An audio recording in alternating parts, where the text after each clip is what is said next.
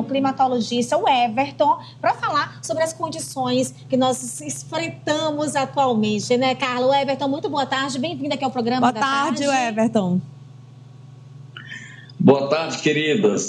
Teresina, estado do Piauí, tem temperaturas ainda assim acima da média, e isso naturalmente acende a luz vermelha do autocuidado. Com certeza. Verdade, não está fácil. Não tá. O Piauí atingiu aqui o nível máximo, né? Riscos de calor e muita baixa umidade. Inclusive, eu quero trazer com você, já começar falando sobre isso que aconteceu ontem em Teresina, para você que nos acompanha de outros estados. Ontem, por volta ali do finalzinho da tarde até o anoitecer, a nossa cidade foi tomada por uma onda de fumaça causada por incêndios. E isso ficou muito visível para quem olhou para o céu, tentou respirar um ar um pouquinho mais puro e não conseguiu, né? O que aconteceu? O que vinha acontecendo, Everton? Explica pra gente esse risco máximo de calor que Teresina está atingindo esse ano, por favor.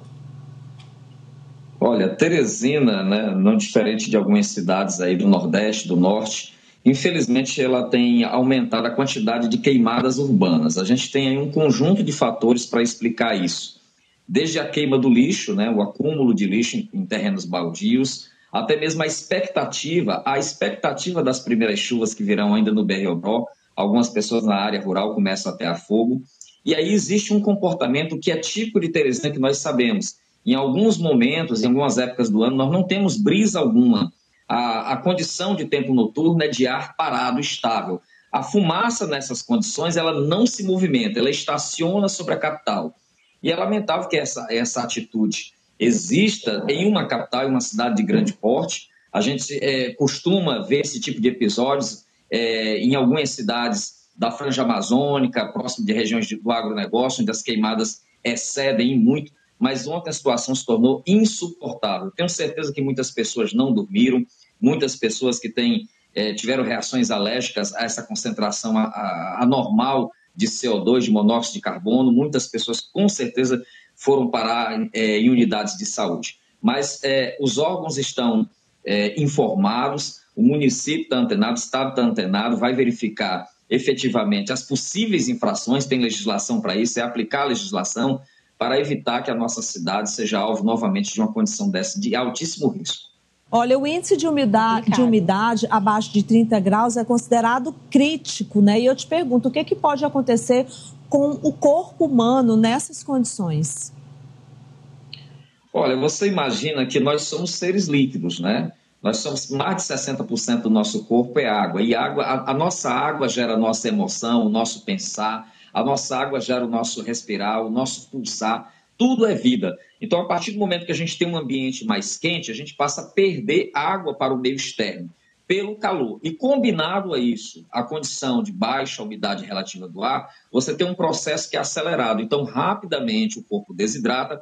E mais do que isso, queridas, o nosso corpo passa a ser alvo fácil de doenças oportunistas, síndromes gripais, porque o ar mais seco, ele costuma abrigar patógenos. E se tem fumaça, esses elementos virais, esses fungos, vírus, eles acabam colando nas partículas em suspensão. Então, nós temos um cenário para adoecer as pessoas. Então, mais do que apenas uma questão ambiental, mais do que uma questão de cidadania, nós temos uma questão aí de saúde pública, de respeito à dignidade do outro. E as pessoas precisam internalizar uma nova cultura para evitar esse tipo de ato criminoso. Sendo que a natureza sendo protagonista, dando a resposta, né, que o homem vem aí devastando e a natureza vai lá, ó, e tá, diz, não é bem assim não, meu amor, né? Então, assim, Everton, me conta uma coisa.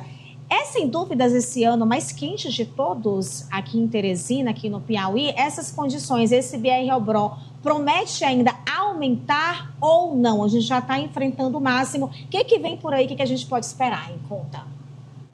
Olha, neste minutinho eu observei aqui o mapa de tempo, né, do Instituto Nacional de Meteorologia e basicamente quase todo o nosso cerrado, Médio Parnaíba, Grande Teresina, está nesse momento acima de 38 graus.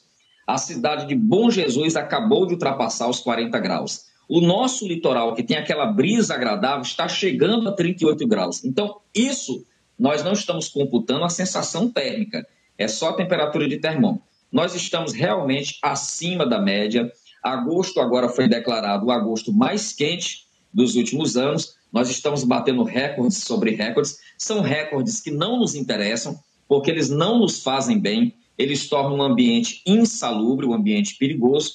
E é claro que a gente tem que começar a repensar atitudes, inclusive pensar no contexto da cidade, né? Uma cidade que necessita de árvores, uma cidade que necessita de uma arquitetura adaptada, uma cidade que precisa de uma atitude diferenciada em relação aos seus rios, ao seu lixo, em relação ao outro, né? A empatia. Para terminar aqui a nossa entrevista, eu gostaria que você deixasse para nossos telespectadores algumas recomendações e algumas dicas, porque são super importantes, né? Você falou sobre essa questão da água, nós somos feitos de água, a gente precisa de muita água, a gente precisa andar sempre com uma garrafinha de água, o uso do protetor solar também é adequado, usar chapéu também, minha gente, é super importante. Olha aí, ó, dando exemplo aqui pra gente, tá? Com a garrafinha dele de água, e é super importante. Pega a minha garrafinha ali, Suiane, pra me mostrar. Eu queria puxar um assunto com o Ayrton, né? Porque assim, a gente tá falando do calor... A gente está falando do calor, mas queria só que você explicasse também, porque há umas 2 semanas que a gente também vem vendo um vento forte, que a gente não sabe de onde é que vem esse vento.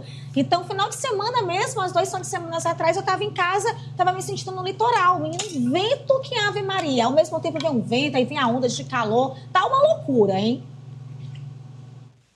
Olha, essa é uma questão muito importante. A gente teve aí alguns dias com condições ventosas agradabilíssimas. É importante ressaltar que o vento traz um ligeiro frescor, mas a gente não pode se enganar.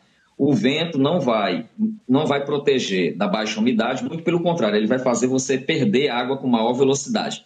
E nós temos um inimigo invisível que é muito forte, chama-se radiação ultravioleta. Ela envelhece o corpo, ela diminui a acuidade visual, ela é cancerígena, ela diminui a resposta imunológica.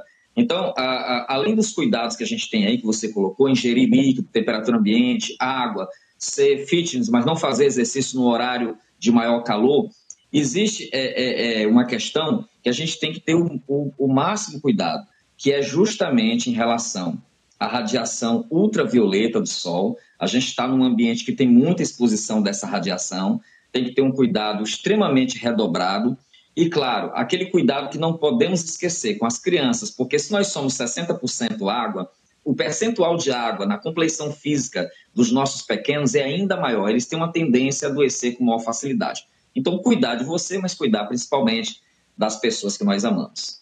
É isso, muito obrigada. Muito obrigada. Pelas considerações. Obrigada pela participação aqui no nosso programa. Da próxima vez, venha pessoalmente aqui que a gente quer lhe ver.